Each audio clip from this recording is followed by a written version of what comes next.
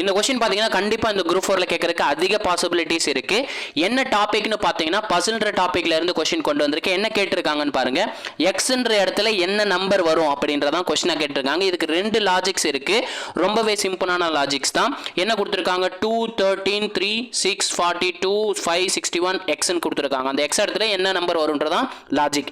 First logic என்னன்னா டயகனலா இருக்க numbers எல்லாத்தையும் ஆட் பண்ணுங்க. டயகனலா இருக்க நம்பர்ஸ் மட்டும் ஆட் பண்ணுங்க. அப்ப 5 plus 40 plus 3 ஆட் பண்ணும்போது 48 ன்னு வந்திருக்குங்களா. சேம் அதே இந்த டயகனல்ல எடுக்கும்போது நமக்கு 48 வர மாதிரி செக் பண்ணிக்கணும். அப்ப 40 plus 2 plus x ஓட வேல்யூ என்ன 48 40 plus 2 42 42 ஓட என்ன நம்பர் ஆட் பண்ணும்போது நமக்கு 48 ன்னு கிடைக்கும். 6ன்ற நம்பர் ஆட் பண்ணும்போது நமக்கு 48 ன்னு கிடைக்கும். சோ x ஓட வேல்யூ பாத்தீங்கன்னா 6 அப்படின்றது இந்த क्वेश्चनக்கான ஆன்சர். இது பாத்தீங்கன்னா ஒரு லாஜிக். இன்னொரு லாஜிக் என்னன்னா ஃபர்ஸ்ட் நம்பரையும் லாஸ்ட் நம்பரையும் ஸ்கொயர் பண்ணுங்களேன்.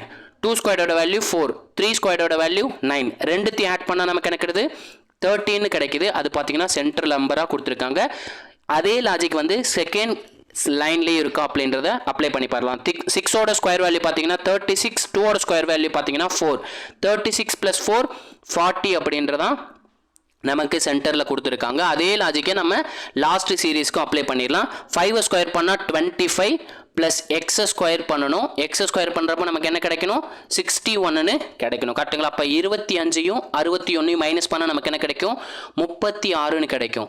x ஸ்கொயரோட வேல்யூ 36 னா x ஓட வேல்யூங்கிறது என்ன 6 ஆ தான் இருக்க முடியும். ஏனா xங்கிறது √36 √36 ஓட வேல்யூ பாத்தீங்கன்னா 6 என்பது தான் இந்த क्वेश्चनக்கான ஆன்சர். ஓகேங்களா. இதுதான் அந்த ரெண்டு லாஜிக்ஸ் வச்சு சால்வ் பண்ற மெத்தட். ஓகேங்களா. ஒரே क्वेश्चनக்கு நம்ம பலவித லாஜிக்ஸ் யூஸ் பண்ணலாம். நமக்கு அந்த இடத்துல கரெக்ட்டான ஆன்சர் வருதா அப்படிங்கறது மட்டும் செக் பண்ணனும்.